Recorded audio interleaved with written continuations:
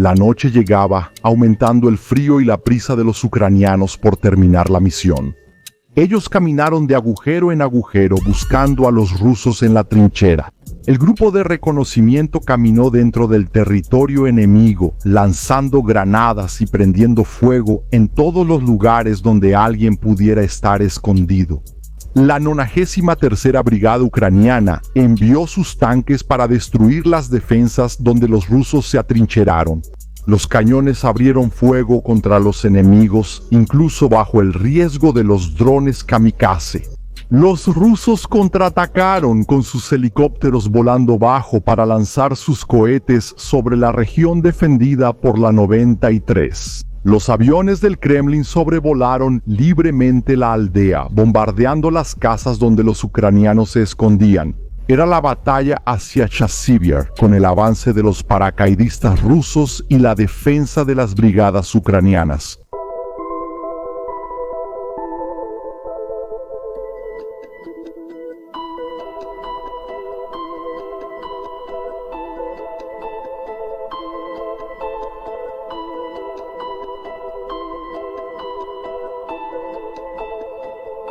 La batalla por Chasiv-Yar persistía en los campos de Donetsk en abril y mayo de 2024. Hasta ese momento, los rusos habían avanzado desde Bakhmut, colocando a sus paracaidistas y tropas Storm-Sea en una progresión cuyas llamas iluminaban la noche y exponían carne y huesos durante el día. Pero los ucranianos resistieron todo el tiempo, incluso con la falta de municiones y el hecho de que las fuerzas de la OTAN tardaban en enviar los nuevos paquetes de ayuda. Las batallas políticas de los estadounidenses se prolongaron durante meses y mientras tanto, las brigadas de Kiev mantuvieron sus esfuerzos para mantener Chasiv-Yar lejos de los rusos. Chasiv-Yar se presentaba como un gran obstáculo para las fuerzas rusas. A diferencia de la vecina Bakhmut, que ya había caído un año antes, Chasiv-Yar ocupaba una posición elevada y más fácil de defender, lo que daba una ventaja significativa a las tropas ucranianas. Si Rusia lograba tomar Chasiv-Yar, su punto de ventaja sería devastador. Podrían desencadenar una serie de ataques cuesta abajo, amenazando la ciudad de Konstantinivka, Bruskivka y los importantes centros provinciales de Kramatorsk y Sloviansk. Ese avance ruso ya estaba ocurriendo. A pesar de todas las disputas de información, todo indicaba que la 98ª División Aerotransportada de Guardias había tomado Ivanisk, utilizando principalmente las fuerzas del Regimiento 331, lo que la hacía cada vez más cercana a Sewa. Más al norte, los paracaidistas de los regimientos 217 y 299 quedaron a cargo de tomar la aldea de Bodanivka. Contando con refuerzos, se decía que más de 25.000 soldados del Kremlin se dirigieron a la región. Bodanivka estaba ubicada a solo 5 kilómetros de Bakhmut, la que se convirtió en una fortaleza rusa. En esos meses no había esperanza de recuperarla y desde esos edificios destruidos, los rusos lanzaron sus ataques para tomar la aldea y avanzar hacia su destino principal, Chasiv-Yar. Las tropas de la 98 y del primer cuerpo del ejército no perdían tiempo en el trabajo, bombardeando a los ucranianos durante la noche. Ver desde los drones a un grupo de ellos tan cerca era una tentación demasiado grande para la artillería. Los hombres de Kiev se escondieron en los refugios durante el día, a veces teniendo algunos bien preparados, pero con suficiente espacio para que una granada pudiera caer. Explotó en un agujero oscuro y apestoso, dejando sordos a los soldados. El humo llenó el lugar. Sacudió a los hombres. Lucharon por salir de los escombros y de las defensas que habían preparado, temerosos de que una nueva granada cayera en ese momento. El ataque los hizo correr asustados hacia nuevas posiciones. Esos soldados habían sido llevados allí por hombres como un combatiente con nombre de guerra, Sol, de la 93 Brigada Mecanizada. En las Fuerzas Armadas, desde 2014, Sol salía del sótano caliente para sentir los vientos fríos del invierno y de la muerte allá afuera, mirando a hombres que arriesgarían sus vidas durante 9 días en las nuevas posiciones. Las rotaciones eran peligrosas, los hombres llevaban lo que podían, lo que los hacía más lentos. Él pensó en los hijos recorriendo un terreno que nunca facilitó la caminata. Aunque salieron bajo la cobertura de la noche, el sol terminó encontrándolos horas después. Y con la luz, los rusos los vieron aún más fácilmente. Era el terror para Sol. Él hacía su trabajo desde que el último compañero perdió la pierna durante un bombardeo en esa ruta. Cuando cayó el fuego, a cada uno le tocó buscar refugio y rezar para que el dedo de la muerte no estuviera señalando su cuerpo ese día. El terror se apoderó de los hombres, desesperados, mientras el sonido de la destrucción se esparcía por la tierra y el aire. Algunos intentaron moverse, pero los disparos certeros acabaron con su avance. Ver a esos hombres morir antes siquiera de alcanzar su objetivo era aún más triste. Peor aún era la sensación de llevarlos a la muerte, como Caronte en su barca llevando las almas al mundo de los muertos. Claro que muchos llegaron a las trincheras y se protegieron en sus búnkeres. Ahí el sufrimiento aún persistía. Solo sabía lo que era sufrir en una trinchera. Cuando se vio obligado a quedarse en una de ellas, conoció bien las estrategias de los rusos, cada vez más precisas a lo largo de los años de guerra. No era nada como la locura de ellos en 2022. Sus bombas apuntaron a los búnkeres. La tierra se levantó con un sonido terrible que llegaba dentro de los agujeros. Los tanques vinieron después disparando con sus ametralladoras, llenos de paracaidistas rusos encima o de los exprisioneros de las Storm Z y Storm 5. Era una ola de asalto, con tantos blindados pasando también cerca de las líneas de árboles. Las llanuras se llenaron del ruido de los disparos. Algunos desembarcaron en medio de los campos, preparándose para correr hacia las posiciones al sol. El avance comenzó en su dirección. Había muchos osos pasando sobre la hierba seca mientras sus máquinas retrocedían. Los disparos se unieron por encima de los árboles intentando alcanzar las posiciones ucranianas. Parte de las tropas que avanzaban cerca de las líneas de árboles también desembarcaron, mientras su transporte impulsaba sus municiones.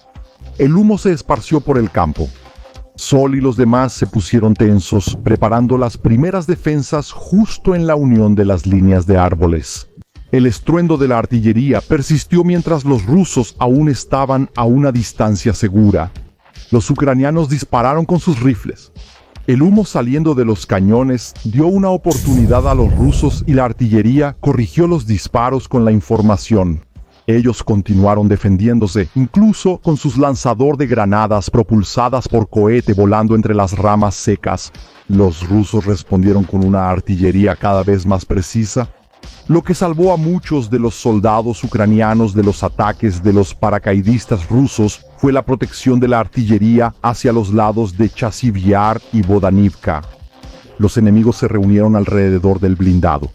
Un misil Stugna-P bien dirigido dispersó la reunión y puso a los rusos en fuga. Era el tipo de alivio que Sol tenía, ver a los enemigos corriendo lejos y no en su dirección. La artillería cayó con fuerza sobre los rusos, alejando a esos hombres perdidos de sus transportes. Muchos huyeron, pero otros quedaron tirados en el suelo. Aquellos que se dispersaron intentaron encontrar nuevos escondites, pero los drones detectaron el olor de su miedo y volaron rápidamente para acabar con sus vidas. El soldado se apretó todo lo que pudo contra la pared, pero el dron siguió su camino. Otro vino después buscando la misma carne para asegurarse de que el primero no fue efectivo. Percibió el olor a vida quemada y se dio por satisfecho, buscando otro rostro para consumir. Sol retrocedió de posiciones, mantuvo algunas, pero terminó después dentro del sótano en Bodanivka. Llegó allí, pero sin paz. Bastó salir para mostrarle algo a alguien para que los rostros bombardearan el lugar.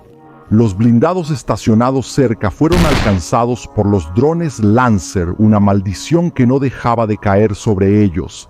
Al final terminó en el sótano de nuevo, viendo que había tantos mensajes de sus hijos preguntando: «¿Papá, sigues vivo?». Iván Alexandrovich nació en el territorio de Altai, más precisamente en Novoaltaisk. Él ingresó al regimiento 217 de la 98 División Aerotransportada en 2010, Sirvió en Crimea y en Siria, forjando el alma para el combate en diferentes territorios. Era bueno estar de nuevo en Ucrania, viendo los drones kamikazes cada vez más eficientes en ese invierno. Ellos calentaron a los ucranianos en las trincheras, al punto en que, cuando Iván siguió con sus hombres para capturar las defensas rumbo a Bodanivka, caminó por la nieve como si fuera un paseo, apreciando el paisaje y pensando en la vida. Su trabajo fue solo revisar los cuerpos retorcidos en los agujeros. Los drones facilitaron mucho el trabajo. Encontraron las posiciones de misil guiado anticarro de los ucranianos, lo que hizo que la artillería acabara con esa amenaza para los tanques y otros blindados que los llevarían al combate. También era bonito ver a Dois S. Chupán preparándose para arrasar los escondites enemigos en Boranivka, el pueblo que era un obstáculo para los paracaidistas que se desplazaban hacia Chasiviar. El mortero de 240 milímetros estaba diseñado para destruir objetos fortificados, edificios, fortificaciones, concentraciones de personal enemigo y vehículos blindados. Operó en cooperación con operadores de drones y otros medios de detección y designación de objetivos. La preparación, puntería y disparo del mortero se realizaban automáticamente en hasta 3 minutos, con un alcance de destrucción de hasta 20 kilómetros, dependiendo de la munición utilizada. Las explosiones eran terribles, sin duda causando llanto en tantas familias leales a Kiev. Iván Alexandrovich era un sargento orgulloso del trabajo de sus soldados. Durante una tormenta de nieve que parecía un castigo, él y sus hombres avanzaron en blindados. Los disparos pusieron a los ucranianos en posiciones defensivas, saliendo de sus trincheras para disparar. Los rusos se quedaron sobre la nieve, acercándose lentamente con los rifles, arrastrándose por el suelo blanco. Más de ellos salieron de los blindados, poniendo al escuadrón completo a combatir a los enemigos atrincherados. La mayoría de los ucranianos quedó atrapada en medio del tiroteo, pero uno de ellos logró escapar, dejando las huellas marcando el camino de su salvación. Uno de los blindados llenó el área de humo y dejó el terreno más oscuro para que los paracaidistas avanzaran. Al final, la presión sacó a los adversarios de sus escondites helados y los puso en fuga bajo la tormenta de nieve. En los días en que la nieve no caía tan fuerte, la vida era mejor. El problema era que los drones también volaban mucho más. Algunos de ellos llegaron a la posición de Iván y sus hombres. Fue una sorpresa cuando la primera granada cayó sobre uno de ellos, explotando en su espalda. Otros distraídos fueron atrapados de la misma manera. Los explosivos cayeron dentro de los refugios. Iván vio a la tropa herida e intentó ayudar a uno de los suyos. El dron los encontró. El esfuerzo del sargento terminó con una granada, sumando 2 muertos más al conteo del día. La medalla de la Orden del Valor y un cadáver fueron entregados de nuevo a Thais. Los ucranianos estaban partiendo al ataque. Hombres como Hariok lucharon en las trincheras durante todo ese tiempo. Él salió de Kharkov después de que los osos bombardearan todo en Saltivka. Perdió su casa en uno de esos momentos en que las bombas cayeron. Después de eso, con el rostro quemado y sucio de tierra, vivió y revivió esos momentos en el mismo sótano donde estaba Sol. Fue él mismo quien había indicado el camino de las trincheras en las que Hariok había estado. Los SPG-9 se usaban en las posiciones de los osos justo al frente, desde donde Hariok podía escuchar sus voces. El equipo disparaba muy bien a unos 8.000 metros. El soldado imaginó que tal vez los osos ni siquiera estaban tan lejos al ver la munición de 73 milímetros explotar en los árboles al frente. En uno de los asaltos a una de esas posiciones cerca de Bodanivka, la unidad de reconocimiento de señales de la 93 tomó el liderazgo. La 93 tenía muchos hombres con el alma endurecida por los combates en Bakú. Ellos avanzaban entre los árboles, atentos a los drones que podrían estar allí para espiar para los rusos o para lanzar sus granadas. Fueron llegando a un campo cada vez más abierto, donde la línea de árboles había sido casi totalmente destruida por la artillería. Los rusos estaban allí, escondidos en cualquier agujero, esperando para darles un regalo de hongo en la frente. Estaba por anochecer y necesitaban ser rápidos. La primera granada cayó en un refugio enemigo. Los hombres se acercaron apuntando sus rifles. Uno de ellos evaluó la situación y lanzó una granada dentro de la oscuridad. Después de eso siguieron más rápido. El humo de las granadas era ligero, no llegaba a cubrir los colores del cielo al atardecer. Corrieron jadeando hacia los agujeros rusos, rodeando las entradas. Pusieron los rifles a trabajar, ninguno de ellos era el típico de cada región. Los disparos sumaron más humo al efecto de las granadas. Cercaron cada vez más las salidas de los enemigos, cortando las rutas de esperanza. El humo salió de los rifles, los rusos acorralados dentro de los agujeros vieron la tierra saltar bajo el impacto de los proyectiles. Los soldados del 93 habían rodeado el escondite. Uno de ellos se acercó con una granada y lanzó el suplicio al enemigo. Los explosivos llenaron el paisaje de humo, detonando parte de las municiones rusas y quemando lo que había dentro de los agujeros. El sol se fue retirando, cansado del combate y sabiendo que mañana iluminaría algunos cuerpos de una forma u otra.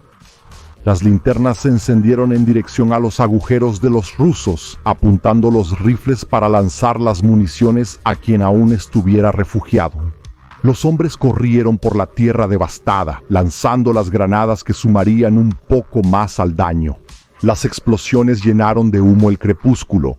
Los escondites rusos se llenaron de llamas que consumieron la basura acumulada y los cadáveres de quienes no lograron escapar. Hombres atrapados entre las llamas y el humo sintieron el metal que salía de los cañones enemigos sumándose a su sufrimiento. La noche casi había caído por completo para presenciar el trabajo de los soldados. Un sol se despidió de los hombres, cansado de otro día viendo cadáveres convertirse en parte del paisaje. La noche llegó con frío para conservar la carne muerta hasta que alguien rescatara esos cuerpos. Yaryok veía mucha de la carne rusa tirada frente a las trincheras, especialmente de los Stormzy. Ellos seguían la estrategia de olas de ataque, eran pequeños grupos apoyados por blindados que venían en secuencia. Así fue como enfrentaron a los mercenarios de Bakú. Algunos de sus ataques eran interceptados durante la noche, uno de los momentos más peligrosos cuando el cansancio de los defensores amenazaba con ser la causa de la derrota. Los drones vieron a los osos caminando entre los árboles antes de que llegaran a la posición de Rarion. Las municiones de racimo se dispersaron alrededor del grupo, creando un círculo de sufrimiento y muerte. Algunos de ellos venían más atrás y fueron recibidos por la artillería. Muchos de los que quedaban aún optaron por continuar el ataque. Los defensores ya pusieron sus armas en funcionamiento, disparando en la oscuridad a todo lo que se movía entre los árboles. Un poco de las llamas resultantes de la explosión todavía ayudaban a iluminar, pero la mayor parte de los disparos era solo para mantener al enemigo alejado. Al volver al sótano, Yaryok escuchaba a los rusos acercándose cada vez más. Él ha vivido en refugios desde que el Kremlin bombardeó su casa. Allí recibió la convocatoria y la aceptó de buena gana. Ahora escuchaba los drones kamikaze entrando en las casas de otras personas y demoliéndolas de la misma manera. Era triste, pero era la guerra de la que formaba parte desde que el primer pie de un soldado ruso pisó suelo ucraniano. Los aviones pasaron sobre Bodanivka lanzando sus bombas. Esos Su-25 volaron bajo para dejar la destrucción sobre las líneas de árboles y la aldea.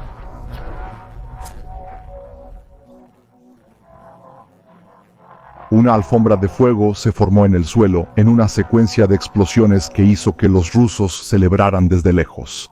Ese vuelo libre era una plaga de la que los ucranianos no podían deshacerse sin una defensa aérea eficiente. Gran parte de esa red de protección había sido destruida por los paracaidistas del Kremlin en su avance. Nazarov Evgeny era casi un abuelo para los paracaidistas más jóvenes. Él sonrió cuando vio los helicópteros sobrevolando Bodanivka. Eran maniobras peligrosas adornadas por la munición de disparos. Los cohetes hicieron la vista aún más hermosa para quienes estaban fuera de ese ataque. Para todos los hombres del 98 era cuestión de tiempo hasta que Bodanivka cayera y pudieran seguir el camino hacia el objetivo principal. Nazarov tenía buen humor y creía en eso. Su propia hija siempre lo describía así, de buen humor, esperanzado. El suelo de los ucranianos cubierto de fuego y humo le daba aún más energía a esa esperanza. Era terminar el trabajo ahí e irse. Casi al final del invierno, los regimientos 217 y 299 ya se habían acercado mucho a Bodanivka. Eso les dio aún más libertad para que sus fuerzas destruyeran las casas donde los ucranianos se escondían.